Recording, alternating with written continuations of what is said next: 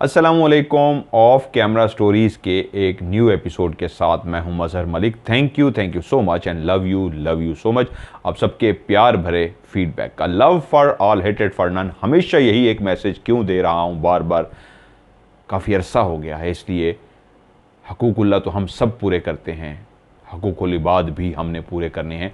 और हकूकुल इबाद पूरे करना का सबसे बेहतरीन जो तरीका है वो है लव फॉर ऑल। सबके लिए बेइंतहा मोहब्बत, नफ़रत किसी के लिए भी नहीं। और यही सबसे बेहतरीन है कि हम अल्लाह के करीब तरीन और अल्लाह के नज़दीक तरीन, अल्लाह के सबसे पसंदीदा लोगों में शामिल हो जाएंगे।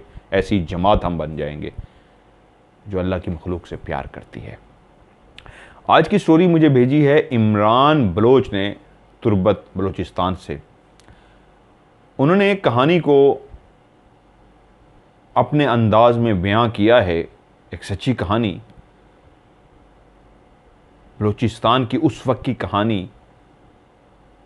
एक ही जुमले से आप समझ जाएंगे जब मैं कहता होता हूँ, मकान कच्चे लोग सच्चे होते थे, प्यार भरा मोहब्बतों भरा दौर होता था जिसको टेक्नोलॉजी खा गई है। आप किसी के पास टाइम ही नहीं है। उन वक्तों की कहानियाँ वो कहते हैं, यहाँ पे बुज़ुर्ग हैं, अभी भी बहुत सारे ऐसे लोग हैं जिनसे मैं ये सच्ची कहानियाँ इकट्ठी करता हूँ और आपको भेजता हूँ। तो इमरान बलोच भाई, आप जितनी भी कहानियाँ हैं, आपकी हर कहानी मज़ेदार होती है, आप मुझे सेंड कीजिए, इसको मैं ज़रूर प्रोग्राम का हिस्सा बनाऊँगा। महनाज की आपने सुनाई थी, वो ऊँट लेके जाती है और ऊँट के साथ एक और ऊँट खड़ा होता है जो जिन था। और उसके अलावा भी आपने कहानियाँ भेजी, लेकिन आज की कहानी जो मैं सुनाने जा रहा हूँ इसको तरतीब मैं अपनी दे रहा हूँ ताकि कहानी का जो मज़ा है वो बरकरार रहे। कहानी कुछ यूँ है, उनका नाम मैं मास्टर जी ही रख देता हूँ। उसी ज़माने में इस दूर दराज के इस छोटे से गांव के अंदर एक कच्चा स्कूल भी था, जिसकी दीवारें, जिसके कमरे कच्चे थे। बच्चे ज़मीन पे टाट बिछे होते थे, उन टाटों के ऊपर बैठ के अपनी तालीम हासिल करते थे। स्कूल में सिर्फ 2 ही असातिज़ा थे और उन्हीं में से एक असातिज़ा जिनका नाम मैं आज मास्टर जी ही रखने जा रहा हूँ। ये जो मास्टर जी थे, दूसरे टीचर से भी इनकी इज्जत इसलिए ज़्यादा थी कि ये दिल के बहुत ही नेक इंसान थे, लोगों से प्यार करते, लोगों का ख्याल रखते। जहाँ उस्ताद एक बच्चे की तरबियत करके उसको एक बेहतरीन इंसान बनाता है और वही इंसान ही होता है उसी उस्ताद की परवरिश की वजह से ज़िंदगी में मकाम हासिल करता है, तो वो मास्टर जी अपनी जान लड़ा देते बच्चों को पढ़ाने में।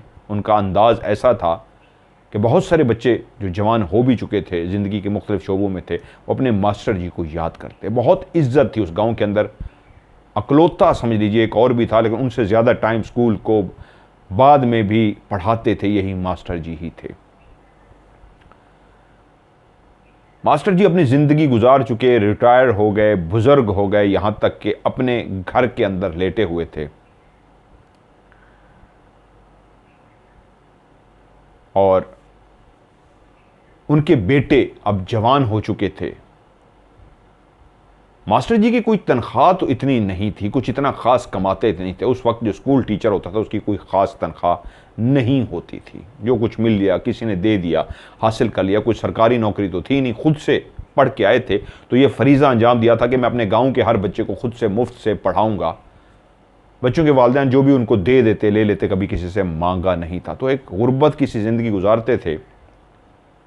लेकिन जब रिटायर हुए और बूढ़े हो गए, अभी चल फिर तो सकते थे, लेकिन एक दिन अपने 3 बेटे, बड़ा, दरमियाना और एक छोटा बेटा था, उनको बुलाया और कहा, आज मेरी जमा पूंजी जो कुछ भी है मैं तुम्हारे हवाले करने जा रहा हूँ, जाओ इससे अपना कारोबार करो। और जो वालिद ने जमा पूंजी उनके सामने रखी वो इतनी ज़्यादा थी कि वो हैरान हो गए। वालिद की नेक नीयती पे शक नहीं कर सकते थे। ईमानदार शख्स था, रिश्वत लेने वाला नहीं था, किसी के पैसे मारने वाला नहीं था, जिम्मेदारा था, ज़मीनें थीं, अपनी ज़मीनों को भी जाके पानी लगाता था। तो बच्चों ने इस सवाल वालिद से ज़रूर पूछा और वालिद ने उसका जवाब भी दिया, जो यहाँ नहीं दूंगा, आगे कहानी में बताऊंगा। तो वालिद ने कहा, ये मेरी जमा पूंजी ही समझो और इसको जाके कारोबार करो। और आज भी उस इलाके की सबसे बड़ी जो दुकान है उनके बेटों की है। यानी यूँ समझिए ज़मींदार भी हैं लोग, अमीर भी हैं, लेकिन दुकान वाइज, कारोबार वाइज देख के लोग जो हैरान होते हैं वो मास्टर जी के बेटे हैं। मास्टर जी के बेटों ने, छोटा बेटा अभी पढ़ रहा था, अब वो कॉलेज जाता था, यहाँ से दूर शिफ्ट हो गया था। बड़ा बेटा और छोटा बेटा दुकान को संभालते थे। छोटा बेटा ज़्यादा जिम्मेदार था बनिस्बत बड़े बेटे के। वक्त गुजरता रहा, दुकान बहुत अच्छी चल रही थी, लोग बहुत इज्जत करते थे, दुकान से पैसा भी आ रहा था। इतना मास्टर जी ने कमाया हुआ पैसा उनके हवाले किया था कि दुकान भी खरीद ली थी और बकाया पैसे से कुछ मज़ीद ज़मीनें खरीद ली थी, क्योंकि ज़मीनें कुछ पहले थी, मज़ीद खरीदते गए। बाप मास्टर जी छोटे बेटे पे ज़्यादा ट्रस्ट करते थे, ज़्यादा उससे अटैचमेंट इसलिए भी थी, वो एक रिस्पॉन्सिबल था, जिम्मेदारियां निभाने वाला बच्चा था। एक दिन वो शॉप पे खड़ा था और शॉप पे दो शख्स दाखिल हुए, सलाम किया, कहा वालेकुम सलाम, फरमाइए आपकी क्या मदद कर सकता हूँ। तो उन्होंने कहा हमें मास्टर साहब से मिलना है। उसने गौर से उनको देखा, पहचानने की कोशिश की कि वालिद के दोस्तों में से, मिलने वालों में से तो कोई इस तरह का शख्स नहीं था। एक तकरीबन 55-60 साल की उम्र का बंदा था और उसके साथ एक नौजवान था, 20-21 साल का नौजवान। दोनों शक्लों से बहुत ही खूबसूरत नज़र आ रहे थे, जैसे कोई शहरी बाबू, गोरे चिट्टे। उसने कहा आप कहाँ से आए हैं? तो उन्होंने एक जगह बताई, साथ वाले गांव का बताया। उस गांव से भी दूर वो जो ज़मीनें हैं वो हमारी है, हम वहाँ पे रहते हैं, हम वहाँ से आए हैं, हमें मास्टर जी से मिलना है। उन्होंने कहा वो तो अब घर पे होते हैं, टांगों से भी माजूर हो गए, काफ़ी बूढ़े हो गए, चल फिर नहीं सकते, उनका मिलना तो आपसे बहुत मुश्किल है, कोई काम है तो मुझे बता दीजिए। उन्होंने कहा नहीं, जो भी काम है उन्हीं को बताना है, आप जाइए वाले साहब के पास, मेहरबानी कीजिए, हम बहुत दूर से आए हैं, उनसे कहिए फ़लाँ फ़लाँ इलाके से आपसे कोई मिलने आया है।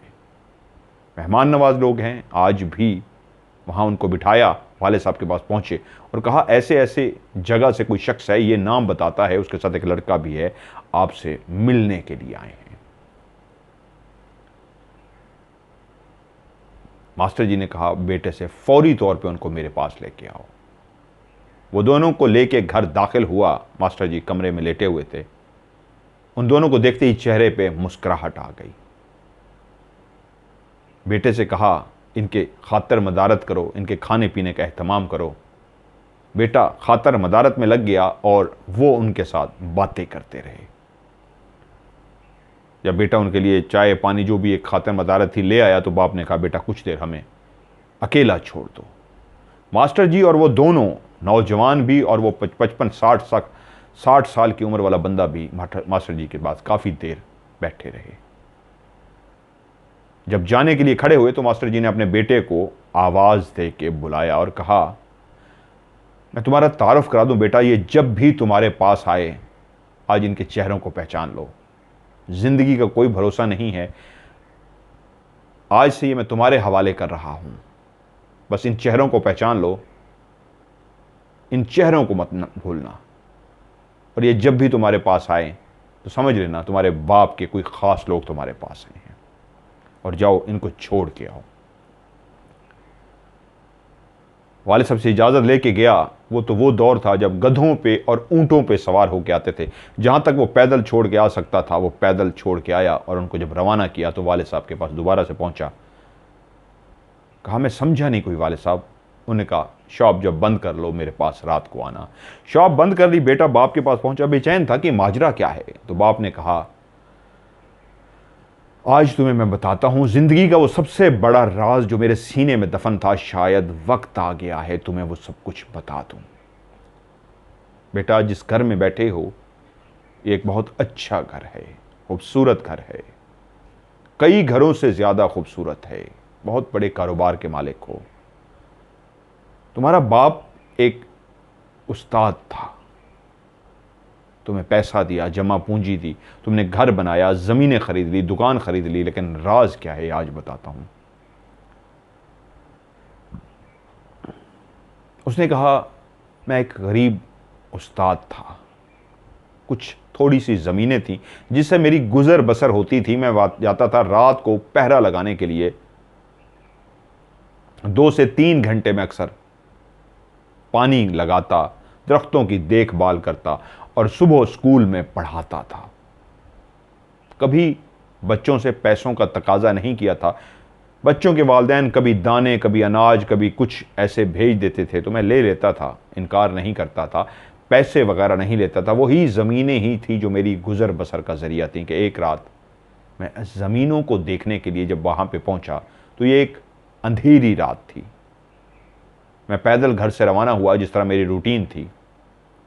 एक टाइम होता था, उस टाइम पे नहर का पानी अपनी ज़मीनों में छोड़ा जाता था और जब 2-3 घंटे या नहर का पानी जब अंदर दाखिल हो जाता ज़मीनों में, ज़मीनें सैराब हो जाती तो पानी को बंद करके घर आना होता था। आज जब मैं घर से निकला तो आज खूब अंधेरी रात थी। बादल साफ शफाफ, बादल आसमान पे नहीं था, आसमान बिल्कुल साफ शफाफ था, तारे चमचमा रहे थे। आज जब घर से मैं चलता हुआ जा रहा था, एक अजीब सा एहसास हो रहा था। किस चीज़ का एहसास मैं लफ्ज़ों में नहीं बयान कर सकता, लेकिन एक अजीब सा एहसास था। यहां तक कि मैं अपनी ज़मीनों में पहुंच गया, वहीं पे पानी भी ज़मीनों में लगा दिया, दरख्तों की देखभाल कर दी। जब वापसी के लिए मुड़ने लगा तो उसी लम्हे मेरी निगाह पड़ी, मेरी ज़मीनों से कुछ ही फासले पे रोशनी ही रोशनी थी। दिए और लालटेन जिस तरह जलते हैं और रोशनी फैल जाती है, ऐसी बेइंतहा रोशनी थी जैसे शायद कोई शादी हो रही थी। ये मुझसे काफ़ी फासले पे था, लेकिन जिस रास्ते से मैंने वापस जाना था उसी रास्ते पे ही ये शादी हो रही थी। मैं आहिस्ता आहिस्ता चलता चलता उस शादी के बिल्कुल करीब पहुंच गया तो बाकायदा बहुत सारे लोग झूमर खेल रहे थे, ढोल की थाप भी थी, इलाकाई जो वहां का कल्चरल डांस होता है, झूमर होती है, वो खेली जा रही थी। खुशियों का एक समा था, दिए बेइंतहा जल रहे थे। शादी पे जो पूरा एक निज़ाम होता है शादी का, वही खुशियों भरा निज़ाम था। रंग बिरंगे चेहरे, रंग बिरंगे कपड़े, रंग बिरंगे लोग। ये मेरे गांव के लोग नहीं थे। ये कौन थे? और रात के इस पहर? मैं कुछ देर सोचता रहा, एकदम से मेरे दिमाग में ख्याल आ गया, ये इंसान नहीं है, ये तो वो मखलूक है जिसके बारे में हमने सुन रखा था। मैं जैसे जैसे करीब होता जा रहा था, वो मखलूक की आवाज़ें, वो हलचल, वो शादी, वो भंगड़ा, वो झूमर, वो सब मेरे करीब होता जा रहा था कि यहाँ पे सब मस्त थे। मैं बिल्कुल उनके जब करीब पहुँचा तो 2 नौजवान भागते हुए मेरी तरफ आ गए और आते ही एक ने मुझे सीधे हाथ से और दूसरे ने मुझे उल्टे हाथ से पकड़ लिया और मुझसे कहा, चलो हमारे साथ डांस करो, आज हमारी शादी है, आज हमारी शादी है, शामिल हो जाओ हमारी शादी में और तुम भी नाचो, आज हम बहुत खुश हैं। लड़का और लड़की की पसंद की शादी हो रही है।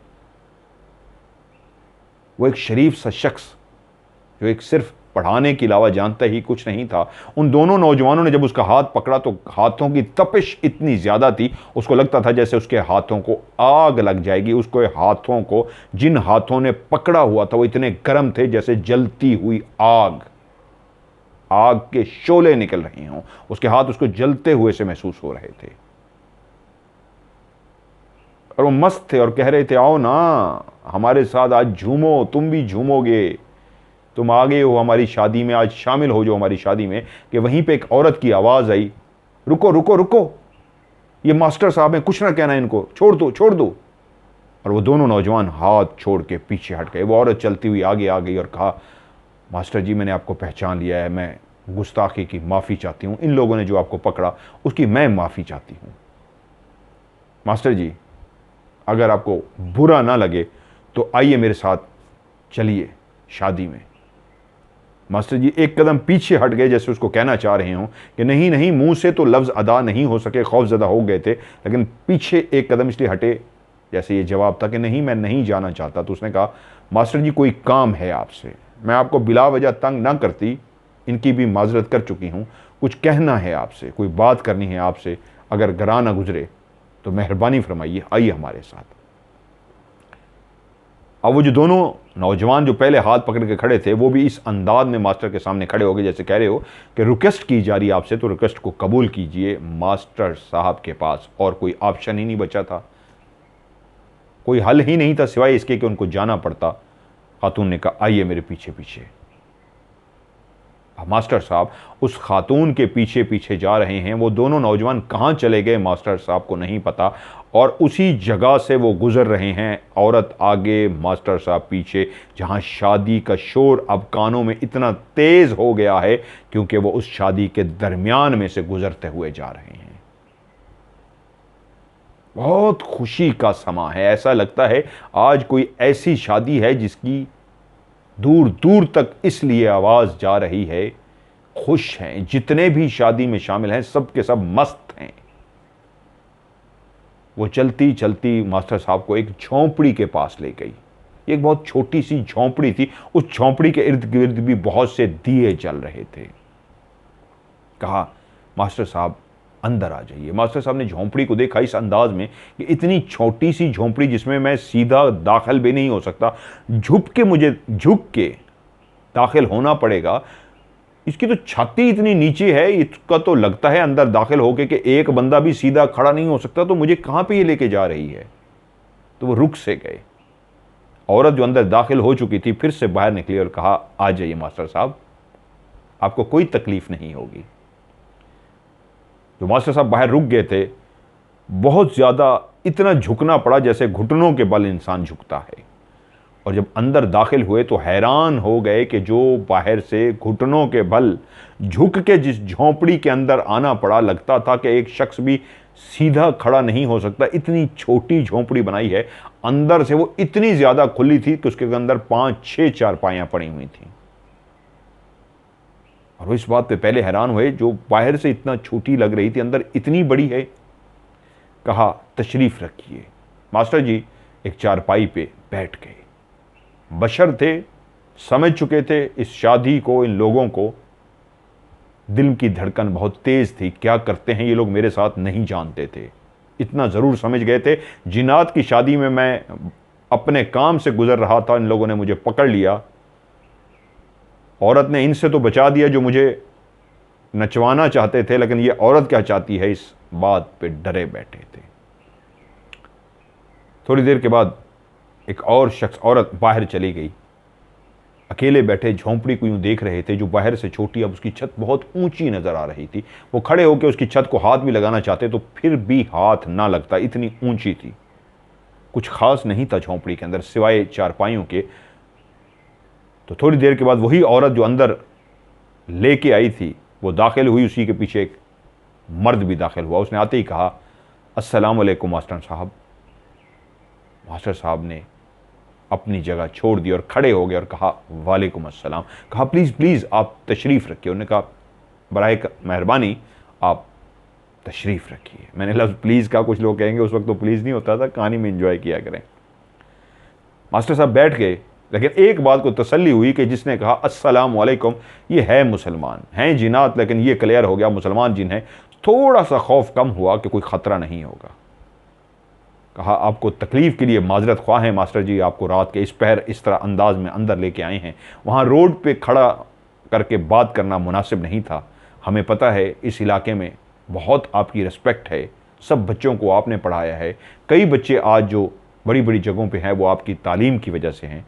हम ख्वाहिश का इजहार करना चाहते हैं, हमारे 2 बेटे हैं, हम उनको चाहते हैं कि आपकी सरपरस्ती में वो तालीम हासिल करें। ये जितनी भी शादी हो रही है आप समझ गए होंगे हम इंसानों में से नहीं हैं, हम जिन्नात हैं, आग के बने हुए हैं, लेकिन हम में से पढ़ा हुआ कोई भी नहीं है। मैं इन बच्चों का बाप हूं जिनको अभी आपके सामने बुलाया जाएगा। मेरी ख्वाहिश है मेरे बेटे पढ़ जाएं। हमारी इस पूरी बस्ती, पूरे कबीले में कोई पढ़ा भी नहीं है। क्या आप हमारी इस गुजारिश को कबूल करेंगे? मास्टर जी ने कहा ये तो एक नेकी का काम है, किसी को पढ़ाना। मैं तो नेकी समझ के बच्चों को पढ़ाता हूं, मुझे इस पर कोई एतराज़ नहीं, मुझे खुशी होगी बच्चों को पढ़ाते हुए। उन्होंने कहा मास्टर साहब हम इसका आपको हदिया भी देंगे। मास्टर ने कहा नहीं नहीं, मैं शौक से करूंगा, नेकी का काम है, मुझे इसके लिए पैसे नहीं चाहिए। उन्होंने कहा मास्टर साहब ये हमारी खुशी होगी, हम ज़रूर चाहेंगे कि आपको हर महीने दे दिया करें। मास्टर जी ने कहा बिल्कुल ठीक है, मैं बच्चों को पढ़ाने के लिए तैयार हूँ। उन्होंने कहा मास्टर जी जिस तरह आप रात को आते हैं इसी तरह ही आप रात को आएंगे और आप बाहर आए, हम आपको एक दरख्त दिखा देते हैं, उस दरख्त के नीचे आप जैसे ही पहुंचेंगे तो पहुंच के आपने बच्चों का नाम पुकारना है। जैसे ही बच्चों का नाम पुकारेंगे तो वो दोनों बच्चे वहीं पे मौजूद होंगे, वहीं पे बैठ के आप उनको पढ़ाएंगे। ये तकरीबन 2-3 दिन हमारी शादी इसी तरह चलती रहेगी। आज आपको ये नज़र आ गया है, कल से आपको कुछ नहीं नज़र आएगा, लेकिन शादी हमारी यहीं पे ही मौजूद होगी।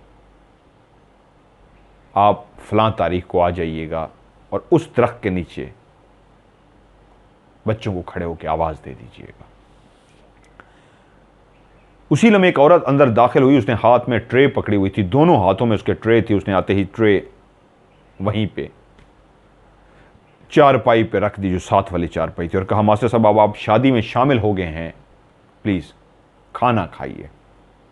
उसके ऊपर कपड़ा पड़ा हुआ था, जब कपड़े को हटाया गया तो भुना हुआ मुर्गी का गोश्त था, भुना हुआ छोटा गोश्त भी था, मुख्तलिफ किस्म के दोनों ट्रे के अंदर ऐसी ज़बरदस्त खुशबुओं भरे पकवान रखे हुए थे कि उनको उस वक्त तलब नहीं थी खाने की, लेकिन उनका दिल रखने के लिए उन्होंने कहा मैं थोड़ा सा चखूंगा, मैं इस टाइम रात को नहीं खाता और भूख भी नहीं है। और थोड़ा सा उठाया और जैसे ही बोटी मुंह में डाली तो एकदम से आंखें खुली की खुली रह गई।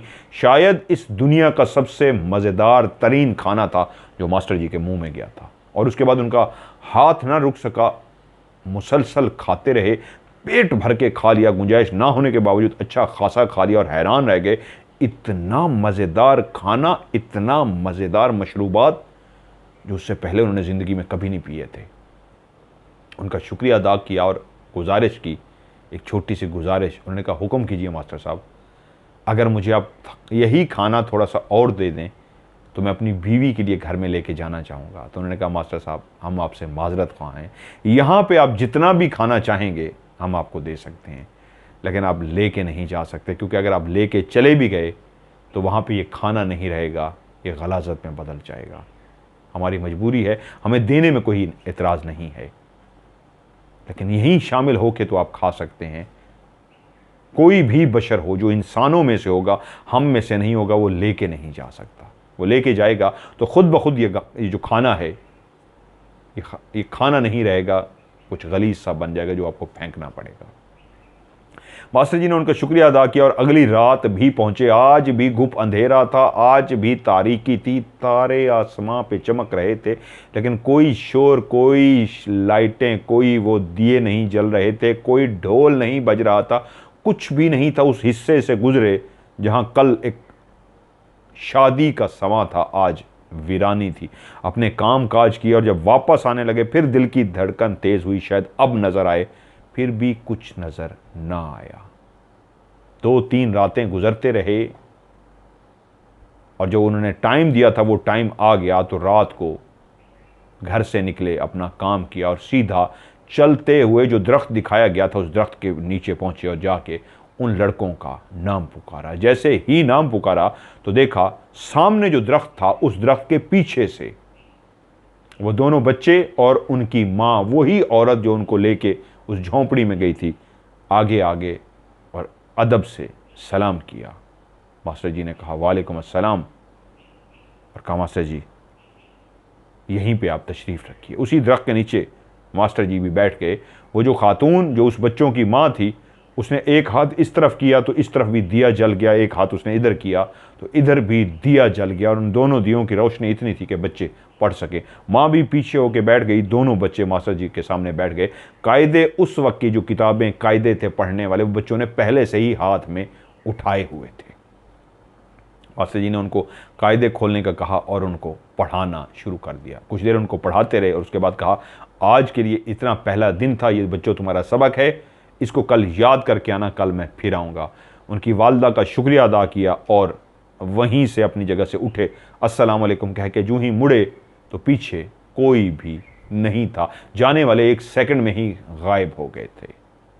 या अस्सलाम वालेकुम कहा, पीछे से आवाज़ आई वालेकुम अस्सलाम, और जैसे ही मुड़े मुड़ते ही पीछे मुड़ के देखा, मुड़े यानी से मुराद जाने के लिए कि मैं जाऊं अपने घर की तरफ, तो वे जैसे ही चले, एक कदम भी नहीं चले थे, पीछे मुड़ के देखा तो पीछे कोई भी नहीं था। पीछे क्यों मुड़ के देखा? अभी तक दिए जल रहे थे। मास्टर जी दरख्त के नीचे बैठे थे और खड़े हो गए थे, दिए जल रहे थे, रोशनी अभी भी थी। तो वहीं पे उनको, बच्चों को देखे और उनकी माँ को देखे कहा, जी इजाज़त चाहता हूँ, अस्सलाम वालेकुम। उन्होंने कहा वालेकुम अस्सलाम, और साथ ही मुड़ गए वापसी के लिए। जैसे ही मुड़े तो पीछे वो जो रोशनी आ रही थी दियों की, वो बुझ गई। ये देखने के लिए कि दिए बुझा रहे हैं, क्या कर रहे हैं, पीछे मुड़ के देखा, ना कोई दिया, ना कोई बच्चा, ना उनकी माँ, वो गायब हो चुके थे। और फिर ये सिलसिला चल निकला। मास्टर जी आते, उनको वहाँ बैठ के पढ़ाते और चले जाते। उस जगह पे पहुँचते, कुछ दिन तो नाम पुकारते रहे, लेकिन उसके बाद ऐसा होता, उस जगह पे पहुँच जाते, जैसे ही वो उस दरख्त के नीचे खड़े होते, बच्चे दरख्त के निकल के सामने आ जाते। एक हफ्ता तो उनकी माँ भी उनके साथ आती रही कि बच्चे डरे ना, क्योंकि वो छोटे बच्चे थे, जिन्नात के बच्चे थे, लेकिन एक इंसान से पढ़ने के लिए आ रहे थे, तो बच्चों में भी एक खौफ था, तो इसलिए माँ उनके साथ आती रही। जब बच्चे अपने उस्ताद के साथ मानूस हो गए, खौफ ख़त्म हो गया, तो एक हफ्ते बाद माँ ने भी आना बंद कर दिया। मास्टर जी 3 साल तक उन बच्चों को वहाँ पे पढ़ाते रहे। इन 3 सालों में 1-2 दफ़ा, 3-4 दफ़ा वो कहते हैं ऐसा भी हुआ कि कोई वहाँ से गुज़रा, उस रास्ते से, जिस रास्ते से मास्टर जी जाते थे और वापस आते थे अपनी ज़मीनों के लिए, लेकिन वो जो दरख्त था वो काफ़ी फासले पे था। वहाँ पे दिए जल रहे होते थे, तो जो भी दूर से गुज़रता उसको वो दिए नज़र आ जाने चाहिए थे, लेकिन उन जिन्नात के बच्चों का कुछ ऐसा सहर, ऐसा जादू था कि किसी को भी आज तक दिए नज़र नहीं आए थे। एक दिन ऐसा भी हुआ, दूर बैठे मास्टर जी ने अपने पहचान वाले को, जान वाले को, जिनको वो जानते थे, ये फ़लाँ शख्स है, गुज़रते हुए देखा, तो सोचा ये मुझे देखता हुआ जा रहा है, कल शायद मुझसे बात करे। अगले दिन उससे मुलाकात भी हुई, लेकिन उसने इस अंदाज में बताया जैसे उसको पता ही कुछ नहीं, उसने देखा ही कुछ नहीं। तभी मास्टर साहब समझ गए कि अपने जादू से इस तरह कर देते हैं कि कोई इंसान गुजरे भी सही तो उसको हम लोग बैठे हुए नज़र नहीं आते। 3 साल तक मास्टर जी उन बच्चों को पढ़ाते रहे, और 3 साल के बाद उन बच्चों ने इजहार किया, मास्टर जी हमें आपके स्कूल में आके पढ़ना है। ये सिलसिला तो इस तरह चलता रहा कि मास्टर जी जाते, वहाँ पढ़ा के आ जाते। मैं एक मिस्टेक कर गया हूँ, सॉरी, 2 नहीं 1 बच्चा था मेरे माइंड में, आई एम रियली सॉरी, 2 नहीं 1 बच्चा था। उसी एक बच्चे ने कहा, मास्टर जी मेरी ख्वाहिश है मैं आपके पास पढ़ने के लिए आपके स्कूल आऊँ। क्योंकि शुरू में जब माँ उसको छोड़ने आती थी तो 1 बच्चा था, डरता, 2 होते तो शायद ना डरते, 1 ही था, इसलिए हफ्ता पूरा उसको माँ छोड़ने के लिए आती रही। क्योंकि कहानी जिसने सुनाई होती है तो वो मुझे ना लिख दें कि भाई मैंने तो 1 कहा था, आपने 2 क्यों, माफ़ कीजिएगा। बहरहाल उस एक ने जब कहा तो मास्टर जी ने कहा कल आप अपनी वालदा को साथ लेके आइएगा, क्योंकि उसने अपनी ख्वाहिश का इजहार किया था कि वो स्कूल आके पढ़ना चाहता है। तो मास्टर जी ने कहा ठीक है, कल आप अपनी वालदा को लेके आइएगा, कल हम इस पे बात करेंगे। अगली रात जब मास्टर जी उसी दरख्त के नीचे पहुंचे तो उस बच्चे के साथ उसकी वालदा भी चलती हुई आई। मास्टर जी को अस्सलाम वालेकुम बोला, मास्टर जी ने कहा वालेकुम अस्सलाम। कहा जी मास्टर जी आपने मुझे याद किया, बताइए क्या हुक्म है मेरे लिए। मास्टर जी ने कहा आपका बच्चा मेरे स्कूल पढ़ने के लिए कह रहा है, मैं खुशी से इसको अपने स्कूल में पढ़ाने के लिए तैयार हूँ, लेकिन मसला है वो आप बेहतर समझ सकती हैं, मैं नहीं समझ सकता, मैं तो सिर्फ कह ही सकता हूँ। उस स्कूल के अंदर और भी बच्चे पढ़ते हैं जो इंसानों के बच्चे हैं, और ये जो बेटा है ये आपका जिन्नात का बच्चा है। पहला सवाल ये है, जब उन लोगों ने शादी पे मुझे रोका था और मेरे हाथों को पकड़ा था, तो वही पहली दफ़ा हाथ थे जो मुझे टच हुए थे, और वो हाथ आग की तरह गर्म थे। ऐसे लगता था जैसे मेरे हाथों को आग ने अपनी लपेट में ले लिया और जैसे मेरे हाथ आग में जल रहे हों। उसके बाद आप आ गई, आप मुझे अंदर लेके गई, आपके शौहर आए, सलाम किया, उसके बाद बच्चों को पढ़ाने का सिलसिला हुआ। इन बच्चों से भी आज तक मैं हाथ नहीं मिलाया। उन 2 नौजवानों के, आपको याद होगा, जो मुझे डांस के लिए मजबूर कर रहे थे, उन्होंने मेरा हाथ पकड़ा था, उनके अलावा आज तक मेरा किसी से हाथ टच नहीं हुआ, यहाँ तक कि इस बच्चे का भी। लेकिन मैं जो समझ चुका हूँ वो ये है कि ये भी आग का ही बना हुआ है, आपका बेटा है, जिनात का बेटा है। तो ये जब मेरे स्कूल में आएगा और बच्चों से मिलेगा और बच्चे इससे हाथ मिलाएंगे, वो तो एक सेकंड में पहचान जाएंगे कि ये मट्टी का बना हुआ नहीं है, आग का बना हुआ है। ये राज तो छुपा नहीं रह सकेगा। बच्चे की ख्वाहिश है स्कूल में पढ़े, और मैं भी चाहता हूं स्कूल में पढ़े, लेकिन इसका क्या हम हल करेंगे? तो उसकी माँ ने कहा, मास्टर जी इसके अलावा भी कोई और सवाल आपका? उन्होंने कहा हाँ। कहा वो भी बता दीजिए। कहा आप क्या इस बात की गारंटी भी देंगी कि ये बच्चा खुद से कभी भी अपने राज से पर्दा नहीं उठाएगा, कभी किसी बच्चे को बताएगा नहीं कि ये इंसान नहीं कौन है?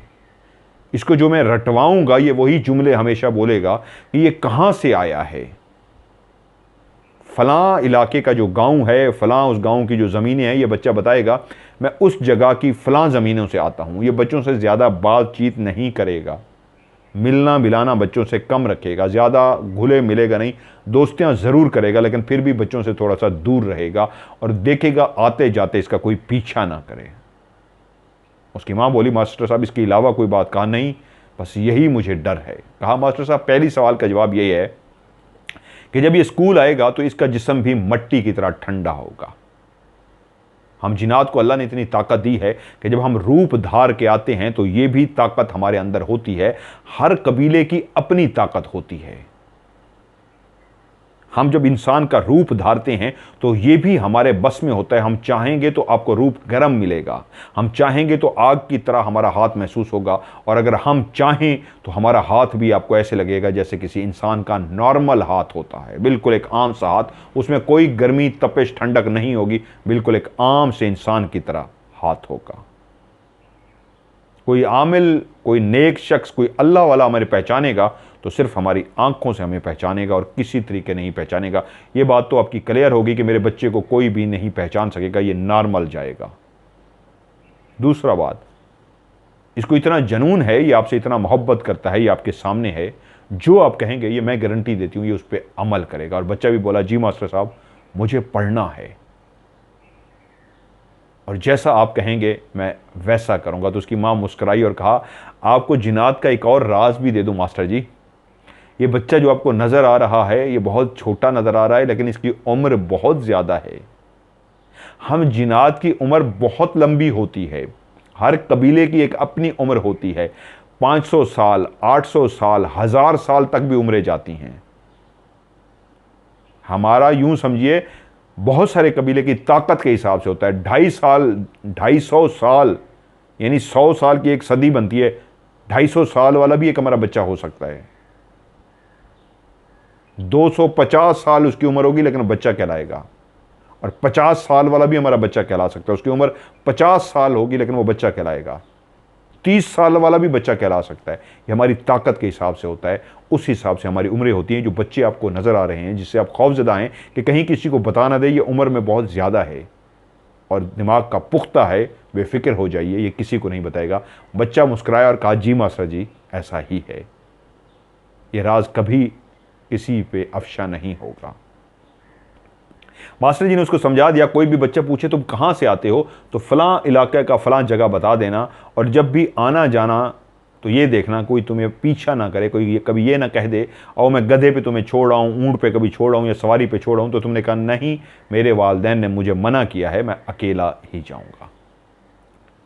इसी तरह वो बच्चा अगले दिन स्कूल पहुँचा।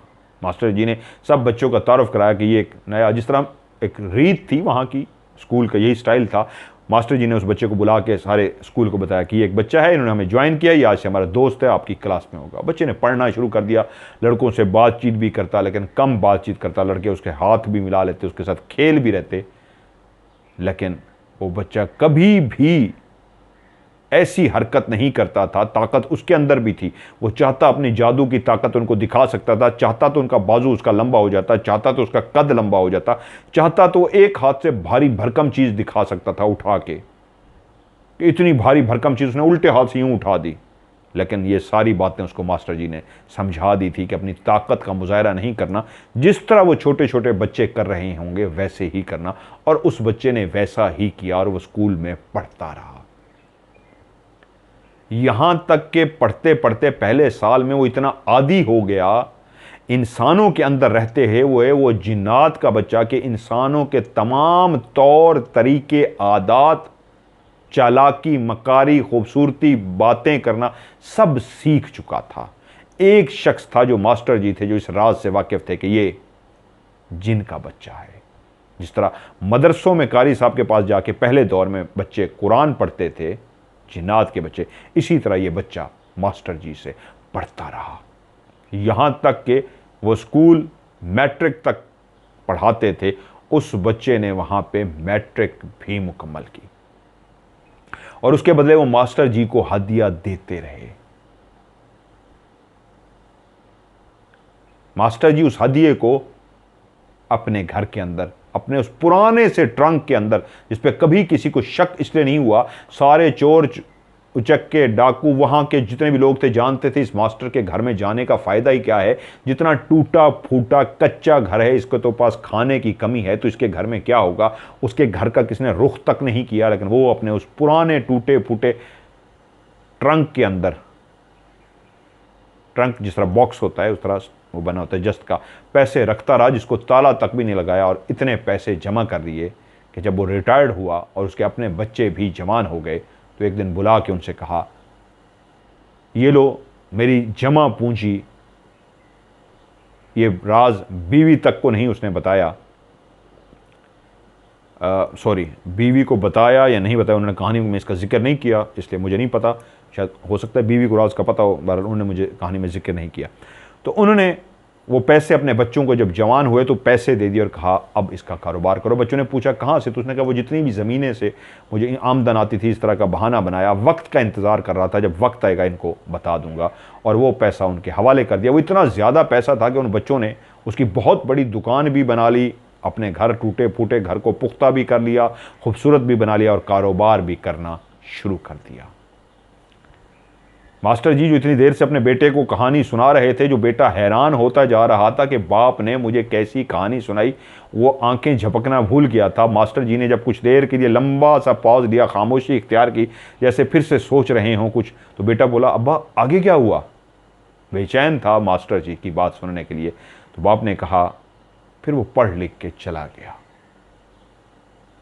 और वो फिर ऐसा गया कि वो फिर भी मेरे पास आता था और उसने मुझे बताया कि मास्टर जी, आपकी पढ़ाई की वजह से आज मैं अपने कबीले के बच्चों को पढ़ा रहा हूं। आपने जो मुझे पढ़ाया, मेरे कबीले के कई बच्चे हैं जिनको अब मैं पढ़ाता हूं, और ये आपकी वजह से है। और वो फिर मेरे पास फिर भी आता रहा। आज दुकान पे जो 2 लोग आए थे, ये वही जिन्नात थे जिनको तुम घर लेके आए हो। बेटा, ये इंसानों में से नहीं होते, ये आग से बने होते हैं। ये इंसानों को नज़र भी नहीं आते, इंसानों से इनका पाला ज़रूर पड़ता है। जब तुम्हें आज मैं कह रहा था उनके चेहरों को याद रखना, तो इसलिए कह रहा था इनसे मोहब्बत करना। मेरी ज़िंदगी का पता नहीं है, अब ये मैं ज़िम्मेदारी एक तुम्हें सौंप के जा रहा हूँ। तुम्हारा बड़ा भाई इस काबिल नहीं है कि उसको मैं ज़िम्मेदारी दूँ, वो ज़िम्मेदारी निभाने वाला नहीं है। तुम एक ज़िम्मेदार शख्स हो, छोटा अभी तुम्हारा भाई बहुत छोटा है, तो इस ज़िम्मेदारी को इस अंदाज में निभाना।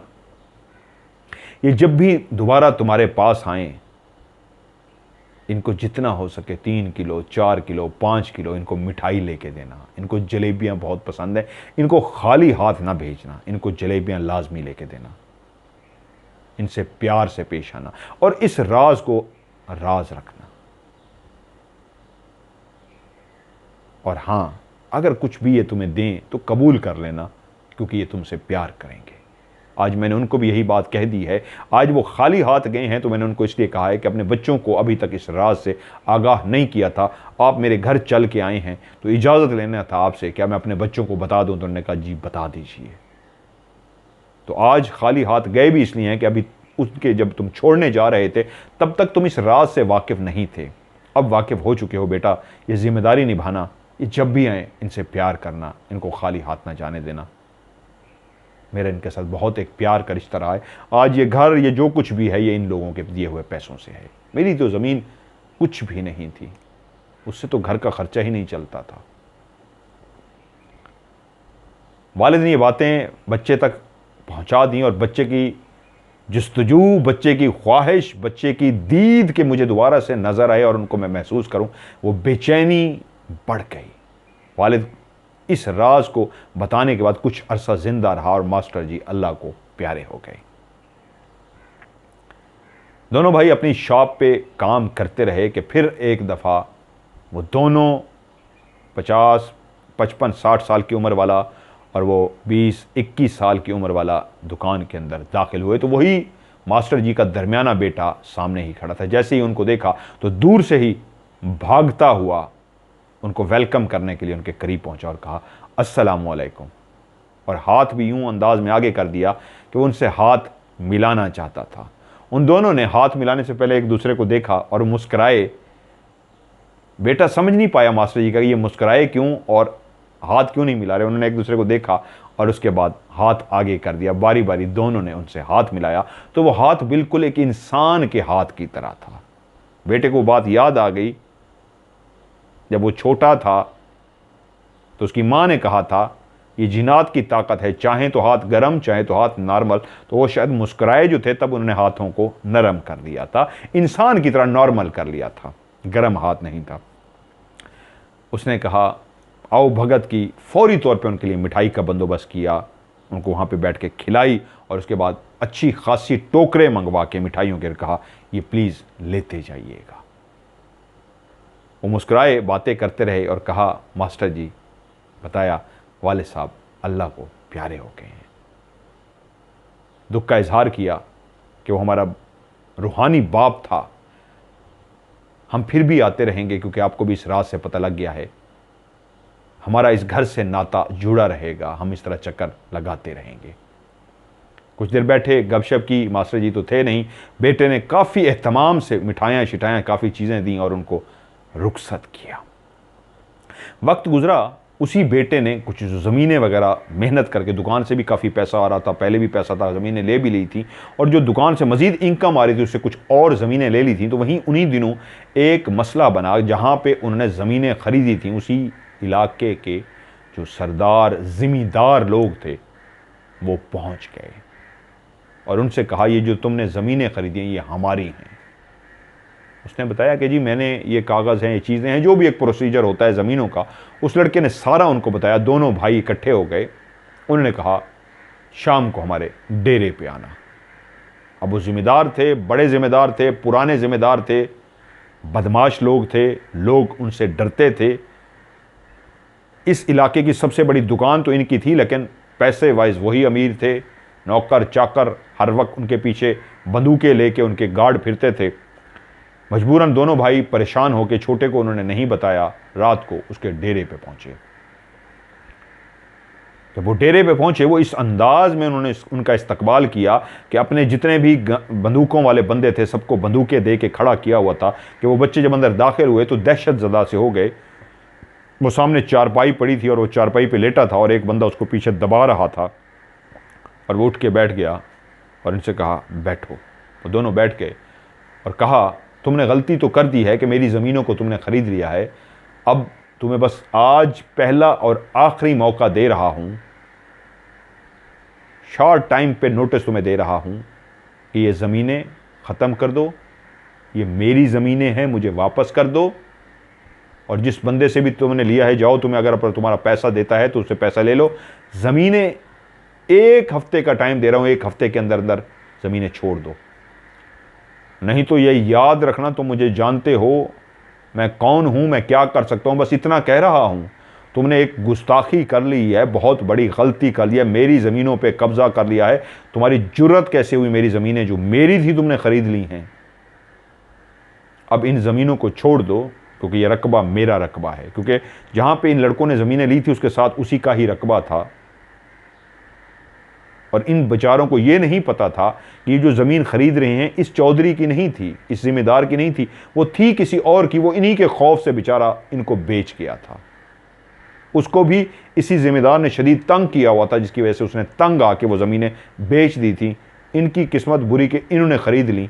तो उसने कहा वो मेरी थी, मैं उसको कह रहा था, उसने तुम्हें बेची है, पैसे का लेन देन अपने पास रखो, मुझे 1 हफ्ते के अंदर ज़मीनें खाली दो, नहीं तो ये याद रखना, मैं पहली और आखिरी दफ़ा तुम्हें वार्निंग दे रहा हूं, तुम लोगों को कफन तक नसीब नहीं होगा। इतनी छेद करूंगा तुम्हारे जिस्म में, इतने ये मेरे मुलाजिम छेद करेंगे गोलियों के, इतनी गोलियां मारेंगे, कफन भी नसीब नहीं होगा तुम्हें, कोई दफनाने वाला नहीं होगा, टुकड़े पड़े होंगे तुम्हारे जिस्म के अंदर, इतनी मैं गोलियां मरवाऊंगा।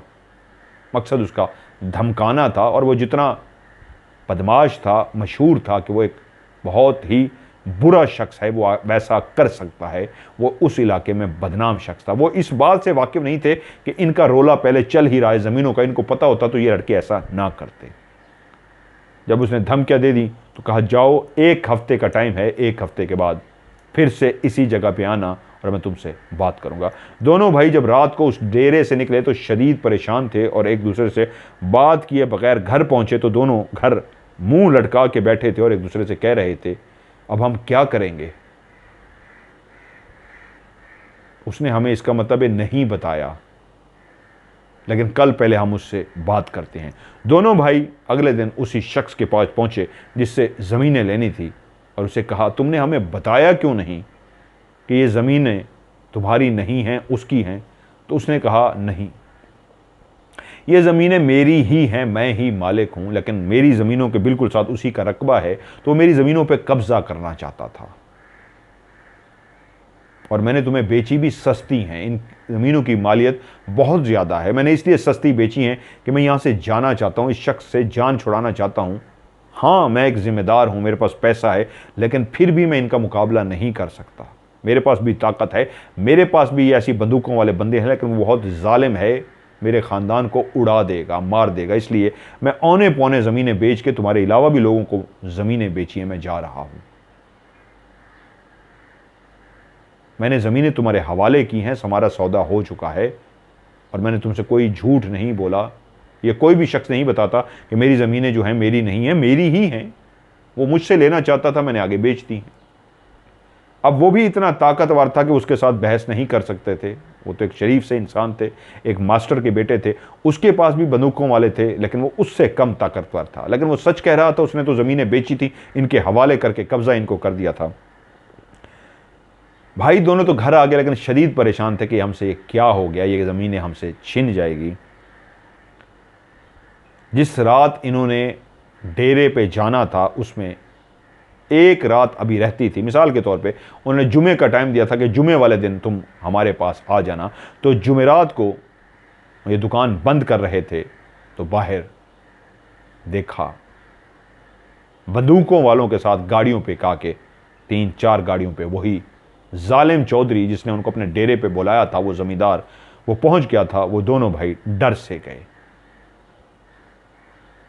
अल्लाह खैर करे, अभी तो एक दिन रहता है, कल तक की मोहलत है, अब ये क्यों आ गया है। जैसे ही वो उतरा, वो भागता हुआ आया और उसके बंदूकों वालों ने भी देखा, वो सीधा उन दोनों भाइयों के पाँव में आया और हाथ रख दिया। खुदा का वास्ता है, मुझे माफ़ कर दो, तुम्हें अल्लाह का वास्ता देता हूँ, मुझे माफ़ कर दो, ये तुम्हारी ज़मीनें हैं, तुम ही रखो, मैं आज के बाद कभी भी ऐसा नहीं कहूँगा, ये ज़मीनें मेरे हवाले कर दो, ये तुम्हारी हैं, तुम ही मालिक हो, मुझे माफ़ कर दो, खुदा का वास्ते कहो हमने तुम्हें माफ़ किया। वो दोनों भाई परेशान उसको हटा रहे थे, आप उठिए, ऐसा ना कीजिए, और वो माफ़िया मांगे जा रहा था। पहले एक दफ़ा कह दो तुम दोनों भाई कि तुमने मुझे माफ़ किया, और वो कहें ठीक है हमने आपको माफ़ किया, छोड़ दें। और उसके बाद उन्होंने कहा आज के बाद मैं कभी भी आपकी तरफ नहीं आऊँगा, हमें माफ़ कर दें, और मेरी ज़मीनों से कोई ताल्लुक़ नहीं, जिससे आपने ख़रीदे हैं ये उसी की ही ज़मीनें थीं, उसने आपको बेच दी, आप मालिक हैं, मैं आइंदा कभी भी आपको परेशान नहीं करूँगा, बस मुझे कुछ ना कहना, खुदा का वास्ता है, मेरे छोटे छोटे बच्चे हैं, मुझे कुछ ना कहना। वो दोनों भाई परेशान हुए, वो वापस चला गया अपने लाओ लश्कर के साथ। वो घर पहुँचे और अभी तक दोनों को समझ नहीं आ रही थी मामला हुआ क्या है। अगले दिन वो जब शॉप पे पहुंचा, वही दरमियाना उसका बेटा मास्टर जी का, तो वो दोनों उसी तरह अंदर दाखिल हुए, कहा अस्सलाम वालेकुम। दोनों के चेहरे पे मुस्कुराहट थी। वो भागता हुआ गया, दोबारा से उनको वेलकम किया, वालेकुम अस्सलाम, आइए आइए बैठिए। तो वो दोनों खुश नज़र आ रहे थे।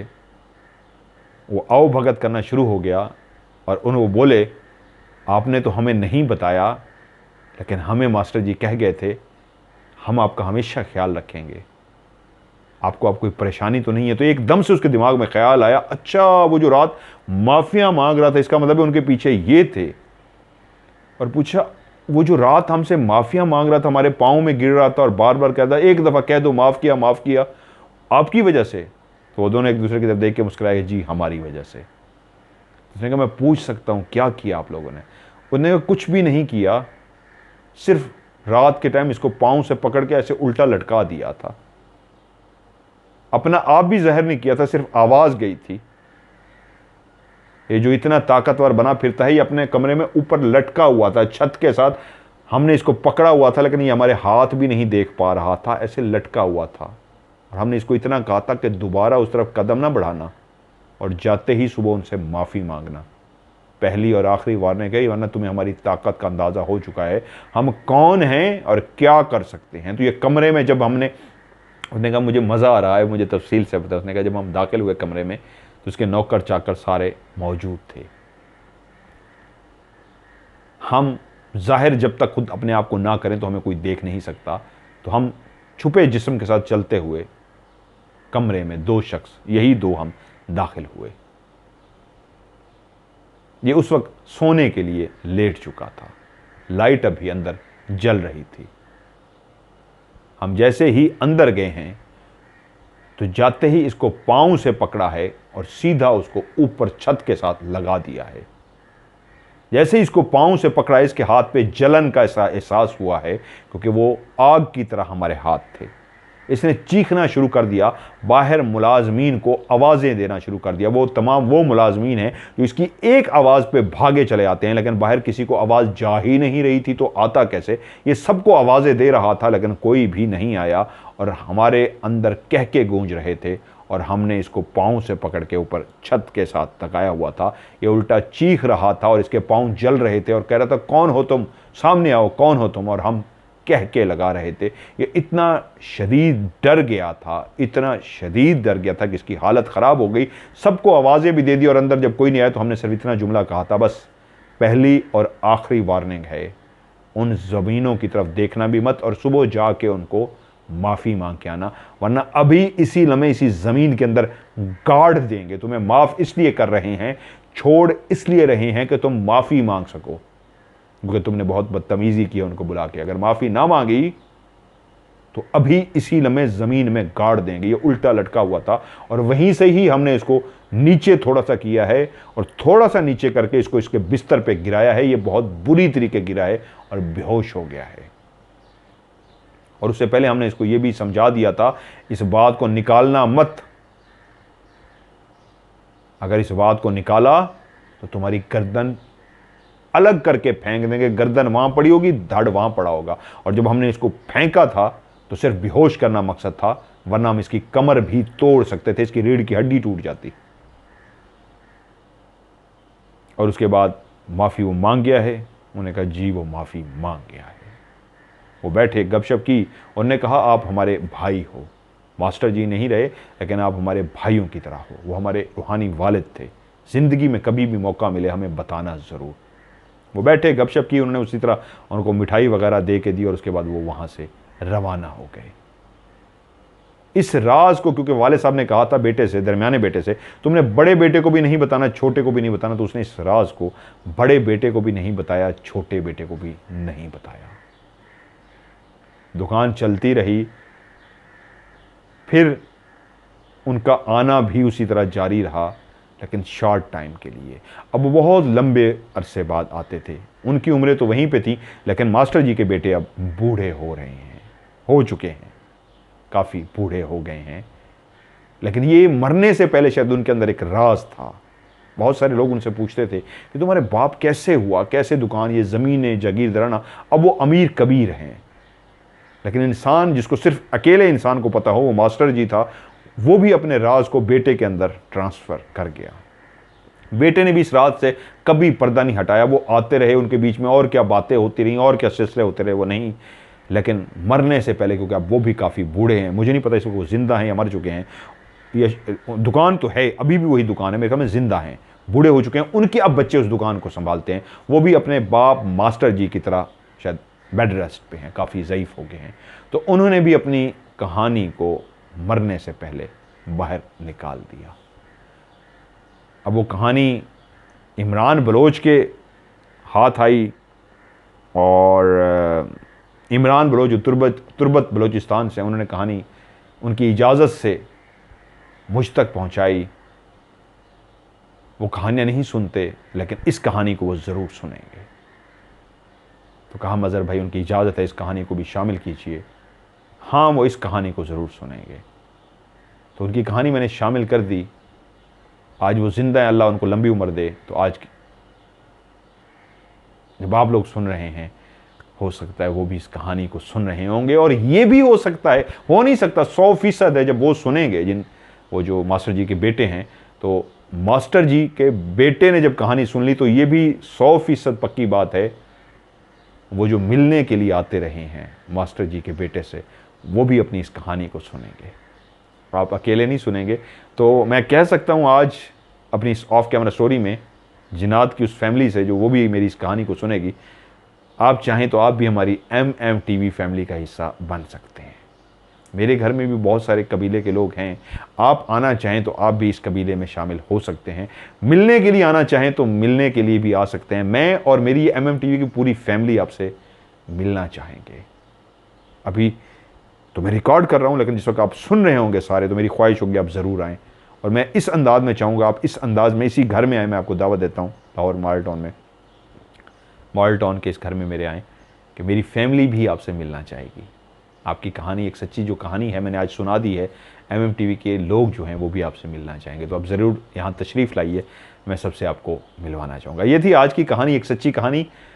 देखिए वो कब आते हैं और क्या होता है, ये वादा रहा वो आए तो इंशाल्लाह आपको ज़रूर उनसे मिलवाऊँगा, ये मेरा वादा है। तो आप लोग भी अपनी कहानियाँ भेजिए, और इमरान बलोच भाई के पास और भी कहानियाँ मुझे सेंड कीजिए, इंशाल्लाह वो भी मैं प्रोग्राम का हिस्सा बनाऊँगा। कहानी जो भी वॉइस मैसेज लिख के भेजें या आप कहानी लिख के भेजें, दोनों सूरतों में आपने आखिरी लफ्ज़ एक ही लफ्ज़ लिखना है, स्टोरी, STORY, या फिर लिख सकते हैं OCS, O for of, C for camera, S for story. OCS लिख दें या फिर स्टोरी लिख दें, तो मैं फौरी तौर पे जब जितने मैसेज रोज़ाना खोलता हूं जहां पे OCS या स्टोरी लिखा होता है, उसको नंबर दे के सेव कर लेता हूं, और आपकी कहानी फिर प्रोग्राम में खुद ब खुद इंशाल्लाह शामिल हो जाएगी। अगर आप स्टोरी या OCS लिखना भूल जाते हैं, फिर आपकी कहानी प्रोग्राम में शामिल नहीं होगी, इसलिए स्टोरी लाजमी लिखना है। और इसको भेजना है, मेरा व्हाट्सएप का नंबर है पाकिस्तान का कोड 00923136655500।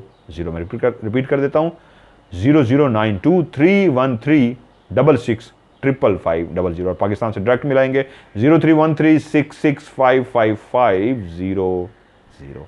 आज की ऑफ कैमरा स्टोरी से OCS से मज़हर मलिक को दीजिए इजाज़त। अपना ढेर सारा ख्याल रखिएगा। खुदा हाफिज़।